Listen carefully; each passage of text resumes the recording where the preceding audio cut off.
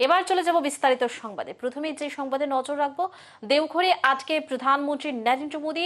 দিল্লি ফিরছিলেন প্রধানমন্ত্রী মোদী, কিন্তু বিপদে পড়ে তার বিমান দেওঘরে অবতরণ করানো হয়। মাঝপথে আটকে প্রধানমন্ত্রী নরেন্দ্র মোদী। দেওঘরে আটকে প্রধানমন্ত্রী। দিল্লি ফিরছিলেন প্রধানমন্ত্রী মোদী, কিন্তু বিপদে পড়ে তার বিমান দেওঘরে অবতরণ করানো হয়। ঘটনাকে কেন্দ্র করে শোরগোল পড়ে গিয়েছে ঝাড়খণ্ডে। নির্বাচনী জনসভা ছিল প্রধানমন্ত্রী নরেন্দ্র মোদীর। জামুই ও দেওঘরে সভা করেন তিনি। সেখান থেকেই দিল্লি ফেরার কথা ছিল, কিন্তু দেওঘর থেকে ফেরার পথেই বিপত্তি ঘটে। জানা গিয়েছে প্রধানমন্ত্রীর বিমানে যান্ত্রিক ত্রুটি দেখা দিয়েছে। সে কারণে প্রধানমন্ত্রী মোদী বিমানবন্দরে পৌঁছলেও তড়িঘড়ি তার বিমান অবতরণ করানো হয়। বর্তমানে বিমানের পরীক্ষা করা হচ্ছে, কাজ করছে টেকনিক্যাল টিম। বিমান সারাই হলে তারপরই উড়বে। বিকেলের মধ্যেই দিল্লিতে ফেরার কথা ছিল প্রধানমন্ত্রী মোদীর, কিন্তু যান্ত্রিক ত্রুটির কারণে দেরি হচ্ছে ফিরতে।